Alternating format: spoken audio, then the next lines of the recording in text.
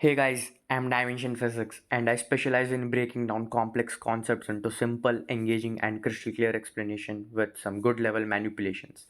My goal is to ensure that you truly understand the subject without stress or confusion. So today I have got an intriguing sum of a trigonometric series that's bound to test your skills, mental skills. It's a tough, mind-bending problem and I will be unraveling it step by step using pure OG manipulations. But before we dive in, are you up for the challenge? Try solving it yourself first and let me know in the comments if you cracked it. The goal of this problem solving series is simple, to make you an absolute pro at manipulating and solving complex problems with ease and love. Now let's break it down and feed your brain with the solution. तो ये काफ़ी ज़्यादा creative question है और हमको क्या बोला जा रहा है कि ये सीरीज़ का हमको सम निकालना है। ठीक है, तो अगर हम ऊपर देखें तो न्यूमरेटर जो है वो 2x से आगे बढ़ते जा रहा है, यानी कि कॉस जो है वो 2 से बढ़ रहा है, यानी कि हम इसको बोल सकते हैं कि ये कॉस 2nx से बढ़ रहा है और here n can be any positive integer. ठीक है,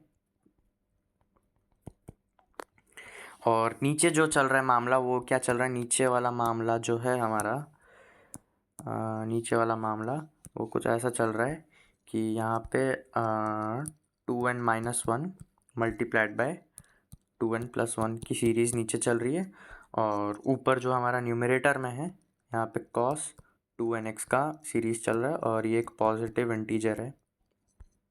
ठीक है, और ये काफ़ी तक इन्फिनिटी तक जा रहा है। ठीक है, तो इसको जनरल टर्म इसका फॉर्म करते हैं। So let's begin with forming general term.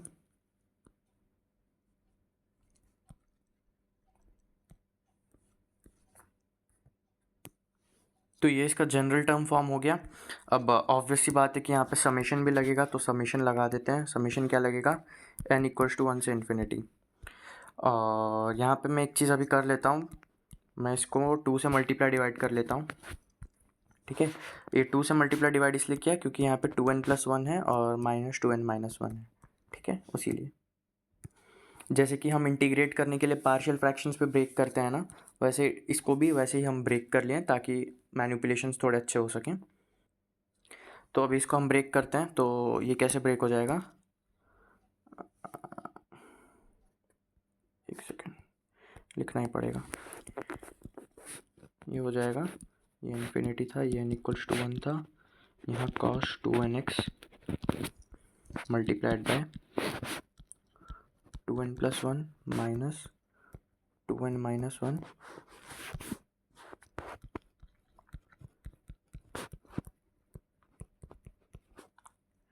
Okay, इसको हमने ऐसे ब्रेक कर लिया और फिर इसको अब हम और फर्दर ब्रेक करेंगे। इसको हम 2 पार्ट्स में स्प्लिट कर लेंगे और इसका स्प्लिटिंग ऐसा होगा,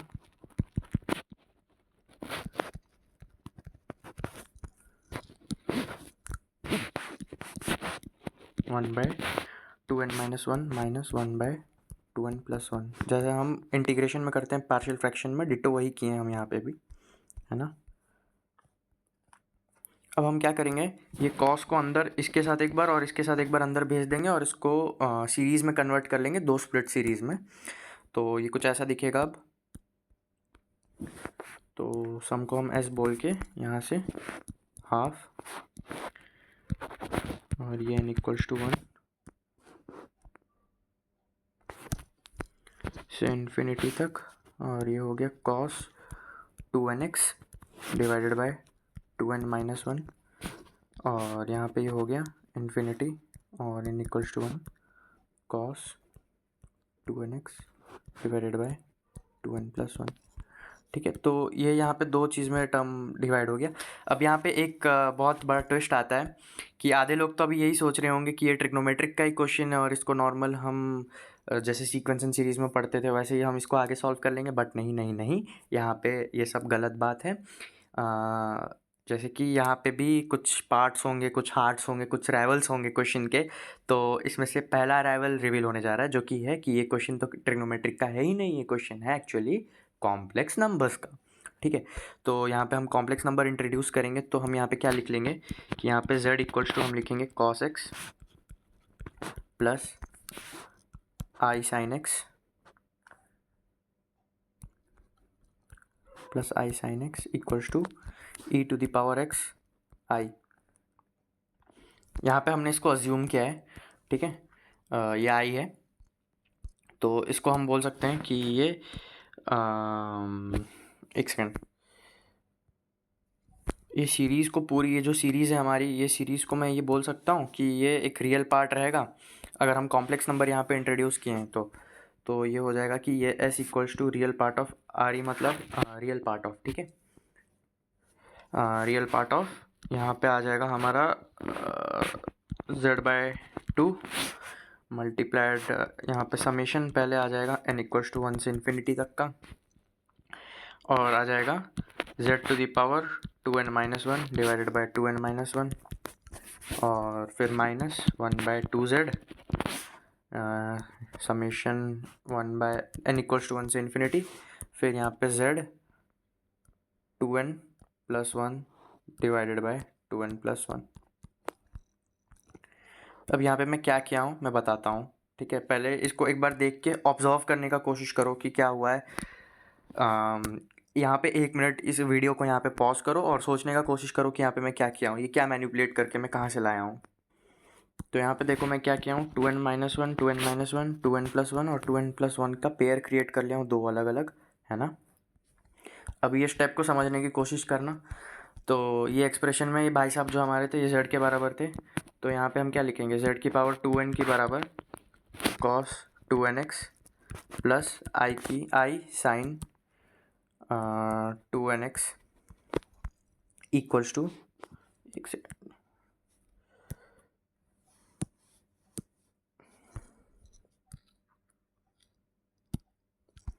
तो ये जो हमारा हो जाएगा ये इक्वल्स टू ई की पावर 2nx आई हो जाएगा।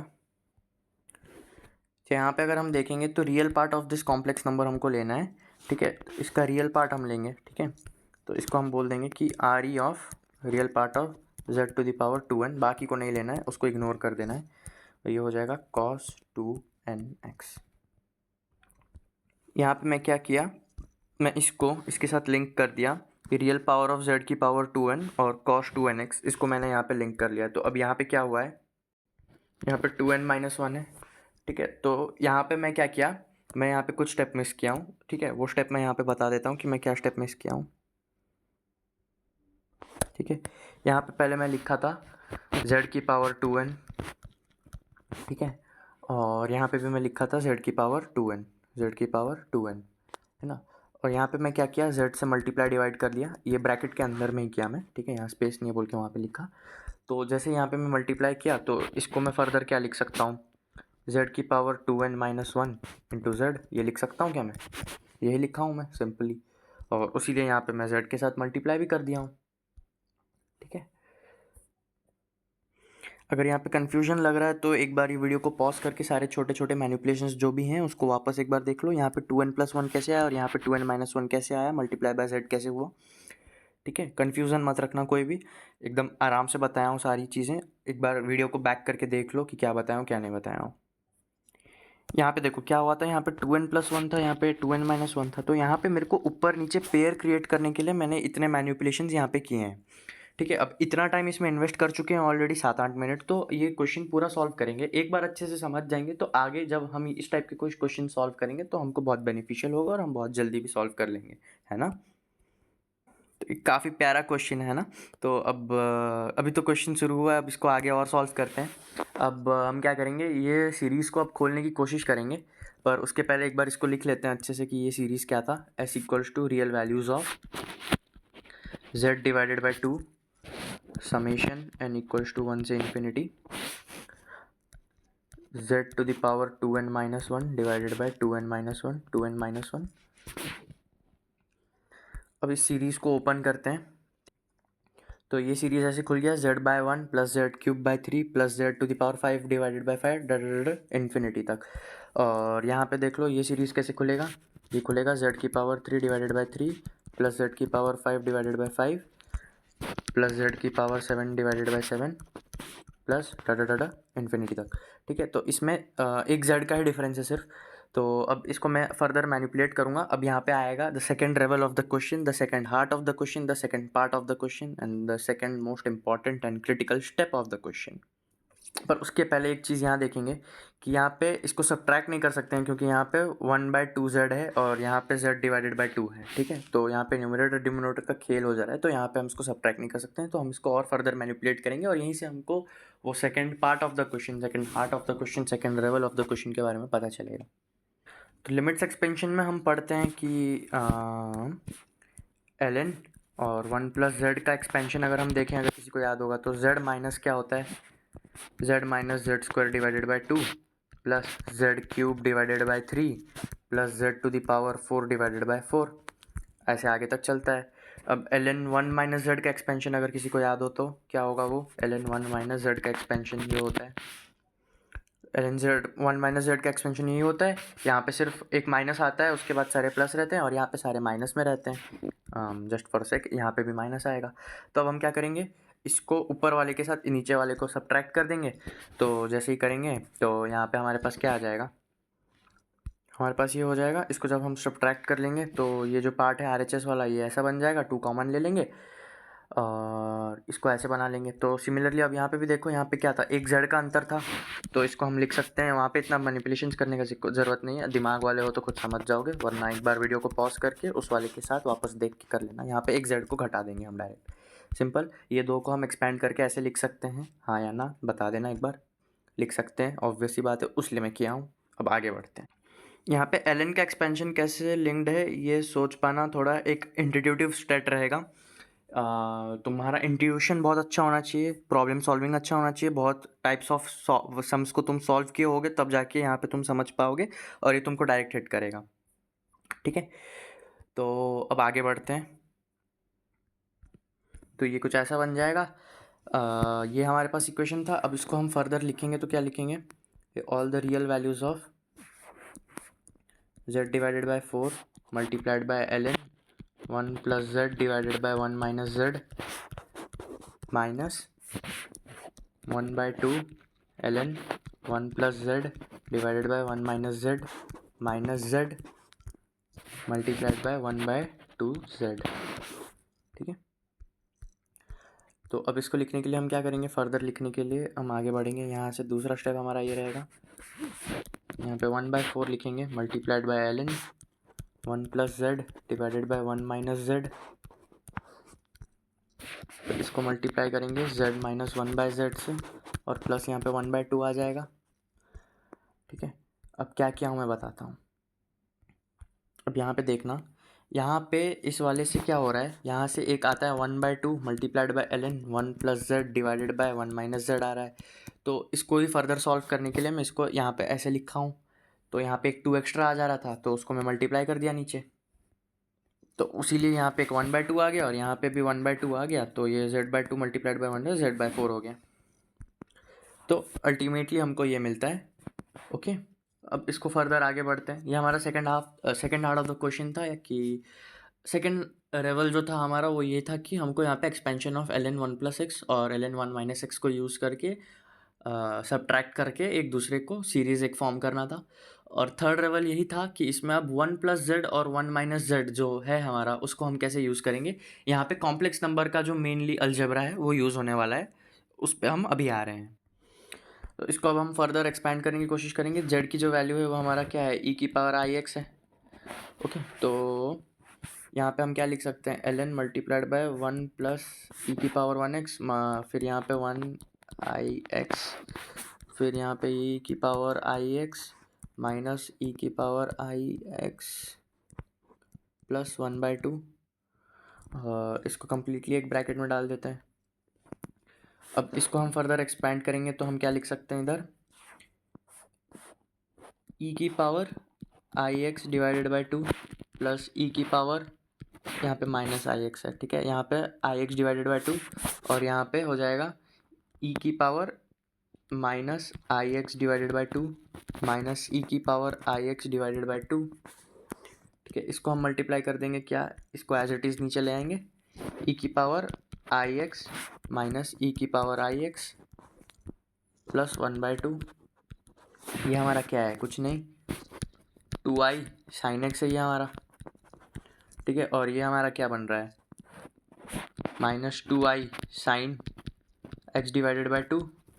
अब यहाँ से देखना कुछ हम मिस आउट कर रहे हैं क्या, हाँ ये 1/4, तो इसको हम यहाँ पे ले आएंगे 1/4 को, तो ये 1/4 यहाँ पे आ गया। तो इसको हम फर्दर अब नॉर्मल बेसिक ट्रिग्नोमेट्री और आगे अलजेब्रा वाले ही हैं, इसको हम लिखेंगे 1/4 ln i cot x divided by 2 multiplied by 2i sine x plus 1/2। इसको सॉल्व करने से अब हमको क्या मिलेगा, 1/4 ये बन जाएगा ln i, ln को अंदर भेज देंगे इसके साथ एक बार, इसके साथ एक बार, तो यहाँ पे बन जाएगा ये ln cot x divided by 2,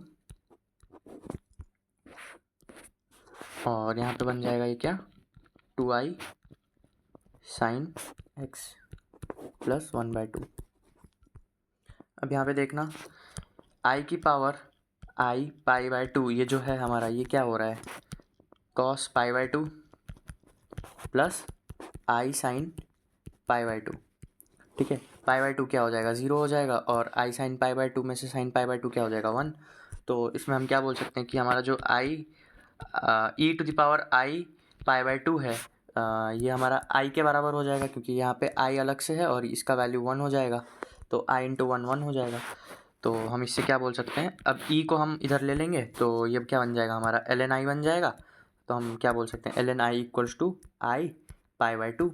अब ये ln i का वैल्यू हम यहाँ पे पुट कर देंगे, ln i का वैल्यू यहाँ पे पुट कर देंगे। अब यहाँ पे पुट करने से क्या हो जाएगा, हम आंसर के बहुत क्लोज हैं। तो क्या था हमारा, रियल वैल्यूज़ ऑफ ऑल ये, तो यहाँ पे 1/4 एक है, मल्टीप्लाइड बाय i π/2 वहाँ से आ गया, plus ln cot x/2 multiplied by 2i sine x plus 1/2। ये यहाँ से यहाँ एग्जैक्ट आया, ये भी इधर से आ गया। तो अब इसको फर्दर सॉल्व करेंगे तो क्या बन जाएगा, 2i साइन x बन जाएगा plus i π/2 multiplied by 1/4 plus 1/2। यहाँ से 2 कैंसिल हो जाएगा, और ये π/4 माइनस का हो जाएगा यहाँ पे, और प्लस 1/2 हो जाएगा यहाँ से। तो इसको हम लिख सकते हैं कि आंसर हमारा बन जाएगा -π/4 साइन x प्लस 1/2, और ये हमारा बन गया आंसर। ओके, तो इसमें 3 ही चैलेंजेस थे हमारे पास बेसिकली। पहला चैलेंज था कि हम इसको कैसे, यहाँ पे पहला सबसे छोटा चैलेंज तो ये था कि हमको पहले इसमें सीरीज़ आइडेंटिफाई करना था कि क्या होगा क्या नहीं होगा, और यहाँ पे फिर कॉस को देख के कंपेयर करना था हमको, कॉम्प्लेक्स नंबर से वो रिलेटेड है बोल के हमको वहाँ से पता चल जाएगा। और एक पार्ट ये था कि हमको इसमें एक्सपेंशन ऑफ ln 1 + x और ln 1 - x को देखना था, हम उसको ले आए। और लास्ट जो था वो था बेसिकली कॉम्प्लेक्स नंबर का अलजेब्रा। तो ये इतना सा क्वेश्चन था, बहुत प्यारा सा क्वेश्चन है और बहुत इंटरेस्टिंग क्वेश्चन है, और आगे चलते गए जितना मेहनत वाला काम था यहाँ पे था, सॉल्विंग के हिसाब से मेहनत वाला काम यहाँ पे हुआ है। और यहाँ पे क्या हुआ है, कुछ नहीं, बस सीरीज़ के मैनिपुलेशंस हुए हैं। So that's all for this question, and see you in the next jaw dropper. Thank you, tata, bye bye.